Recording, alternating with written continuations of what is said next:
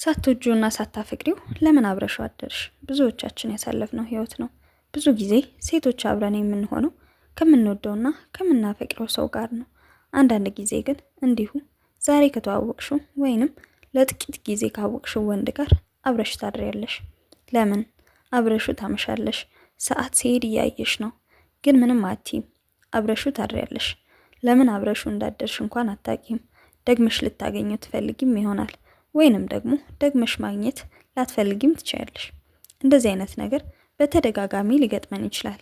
ነገር ግን ራሳችንን መግዛት ካልቻለንና በተደጋጋሚ የምናደርገው ከሆነ ህይወታችንን ሊያበላሽ ይችላል። መልካም ሰው ቢገጥመን እንኳን መያዝና አብሮ መቀጠል እስከማንችልበት ድረስ። ምክንያቱም ሁሉም ወንድ ለኛ አንድ አይነት ይሆንብናል። ከተለያየ ወንዶች ጋር መተኛት የለመዱ ሴቶች ቁም ነገር ያለው ህይወት መመስረት ይከብዳቸዋል። ቢመሰርቱም እንኳን ችት ሊያደርጉ ይችላሉ። ከመጀመሪያውም ረጅም ጊዜ ከአንድ ወንድ ጋር መቆየት ይከብዳቸዋል። በዛሬው ቪዲዮ ከማትወጂው ወንድ ጋር ለምን እንደተኛሽ 5 ነገሮችን ነግርሻለሁ። ከነዚህ መካከል ራስሽን ጠይቂ። የምታገኘውን መልስ ማንነትሽን ለማስተካከል ተጠቀሚበት። አንደኛ፣ ከማትወጂው ከማታፈቅሪው ወንድ ጋር የተኛሽበት ምክንያት ለረጅም ጊዜ ብቻሽን ሆነሽ ስለቆየሽ ነው። ብዙ ጊዜ ፍቅረኛ የሌላቸው ሴቶች ያለመወደድ፣ ያለመፈለግ ስሜት ይሰማቸዋል። ጓደኞችሽ ፍቅረኛ ካላቸውና ስለሄዱበት ቦታ፣ ስላደረጉት ነገር ሲያወሩ፣ አንቺ ግን የምታወሪው ነገር አይኖርሽም። በመሆኑም ያ ሰዓት ላንቺ ምቾት የለውም። ጓደኞችሽ ተወዳጅ እንደሆኑና የሚወዷቸው ወንዶች አጠገባቸው እንዳሉ፣ አንቺ ግን ማንም እንደማይወድሽና ብቸኝነት ይሰማሻል።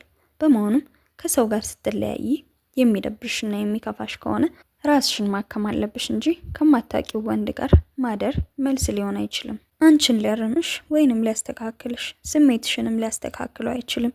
ለትንሽ ሰዓት ጥሩ ሊሰማሽ ይችላል። ከዛ በኋላ ግን በጣም ትጸጸቻለሽ። ጓደኞችሽም ሊገፋፉሽ ይችላሉ። አንቺም ብቸኝነትሽን ማዳመጥ ስለማትፈልጊ ሰው ማማተር ትጀምሪያለሽ። በዚህም ምክንያት ከማትፈልጊው ወንድ ጋር አብረሽ ለማደር ትገደጃለሽ። ይህ ግን እውነተኛ ማንነትሽ አይደለም። ራስሽን አድምጪ። ብቻሽን ስለሆንሽ ብቸኛ ነሽ ማለት አይደለም። የሚፈልግሽ ሰው የለም ማለትም አይደለም።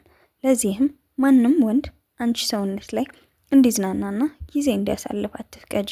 ራስሽን አክብሪ። ጓደኞችሽ ቦይፍሬንድ ካላቸው እነሱ ጋር ያለሽን ግንኙነት ለመቀነስ ሞክሪ።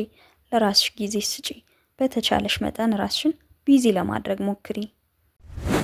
ሁለተኛ፣ ስለወደደሽ ወይንም ደግሞ ጥሩ ስሜት እንዲሰማሽ ስላደረገ ነው። እኛ ሴቶች መልካም የሆኑ የፍቅር ቃላትን መስማት እንፈልጋለን። በቃላቶችም እንታለላለን። ራሳችንን የምንረዳ ከሆነ ራሳችንን መጠበቅ እንችላለን። የራሳችንን ደካማ ጎን የማናውቅ ከሆነ ግን ሁልጊዜም ቢሆን አደጋ ውስጥ ነን።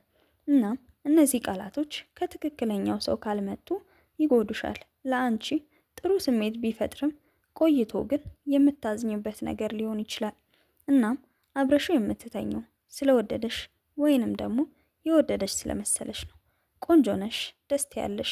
ስለዚህ ቆንጆ ቆንጆ ቃላትን ይነግርሻል። በተለይ አብሮሽ ማደር ከፈለገ ምን ብሎ እንደሚስብሽና እንደሚያሳምንሽ ያውቃል።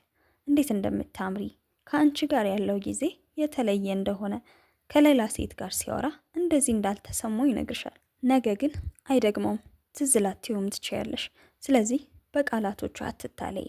የምር ማውቆሽ ነው ወይስ እንዲሁ አይቶሽ ነው እነዚህን ቃላቶች እየነገረሽ ያለው? ይህንን ለማወቅ በደንብ መጣር አለብሽ። ሶስተኛ፣ በራስ መተማመንሽ ዝቅተኛ ስለሆነ ነው። በራስ መተማመናችን ዝቅተኛ ከሆነ ብቸኝነታችንን ልናዳምጠው አንፈልግም። ውብና ድንቅ ሆነን መፈጠራችንን እንዘነጋዋለን። ሁልጊዜም ደስ የሚለን ቆንጆ እንደሆነን ሲነገረን የሆነ ሰው አጠገባችን ሲሆን ብቻ ነው። ብቻሽን ሆነሽ በቂነትና ሙሉነት የማይሰማሽ ከሆነ ቶሎ ፍቅረኛ መያዝ ትፈልጊያለሽ። ቶሎ እጅሽን የሚይዝሽ፣ የሚስምሽ፣ አብሮሽ የሚሆን ሰው ትፈልጊያለሽ። ነገር ግን ሌሎች ስላገቡ፣ ስለወለዱ ያንቺ ህይወት በሌላ ሰው መስመር እንደማይሄድ እርግጠኛ መሆን አለብሽ።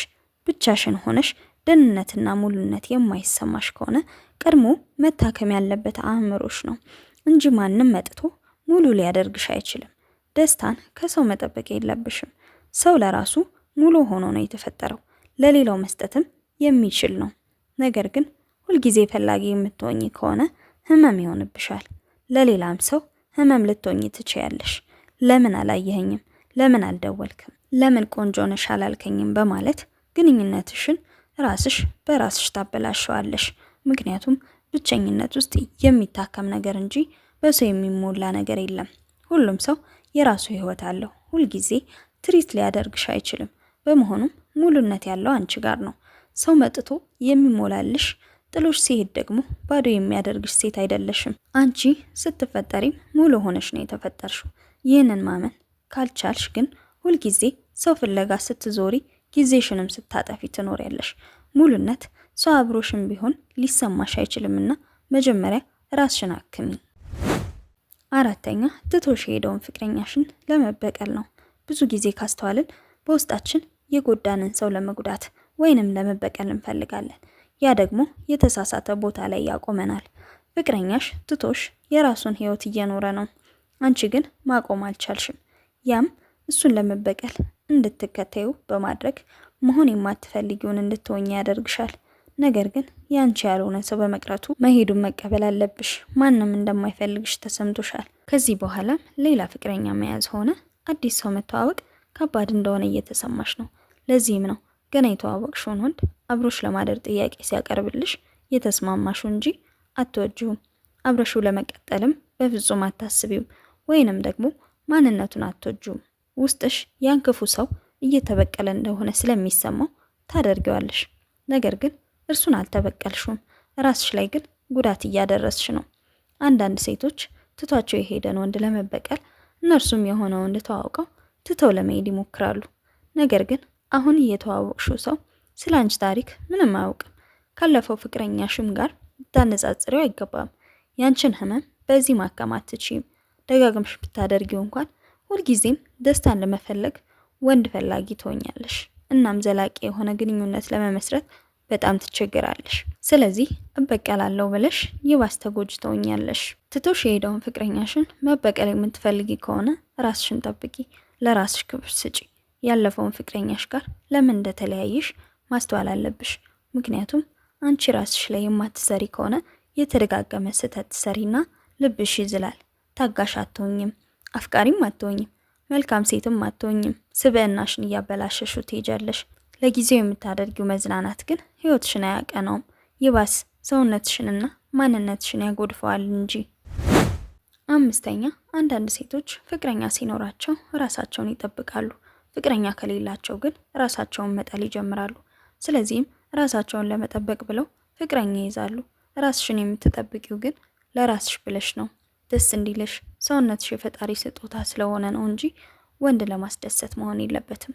ቆንጆ ነሽ፣ ንጹህ ነሽ መባልን የምትፈልጊ ከሆነ ምንጊዜም ማረጋገጫ ትፈልጊያለሽ። የሚያረጋግጥልሽ ደግሞ ገላሽን የሚያየው ወንድ ነው። ግን ያን ማረጋገጥ ከፈለግሽ ደግሞ ሁልጊዜ ገላሽን ማሳየትሽ የማይቀር ይሆናል። እናም ለራስሽ ብለሽ ራስሽን ጠብቂ፣ ንጹህ ሴት ሁኚ፣ ደስ የሚልሽን ነገር አድርጊ። ብትለብሺ፣ ብትዘንጪ፣ ጸጉርሽን ስትሰሪ ሁሉንም ለራስሽ መሆን አለበት። በራስሽ ደስተኛ የማትሆኚ ከሆነ ማንም ቢመጣ ደስተኛ መሆን አትችይም። ከሰው የሚጠብቅ ንዴታም ሰው ትሆኛለሽ። ምክንያቱም ለራስሽ ብለሽ ስለማታደርጊው። እናም ራስሽን ተንከባከቢ፣ ቆንጆ ምግብ ብይ፣ ዘንጪ፣ እምር ድምቅ በይ።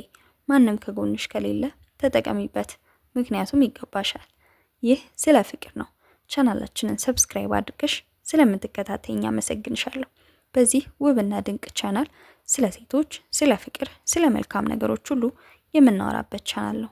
ሀሳብ አስተያየታችሁን ኮሜንት ሴክሽን ላይ አስቀምጡልኝ። እስካሁን ሰብስክራይብ ካላደረጋችሁ ሰብስክራይብ አድርጉ።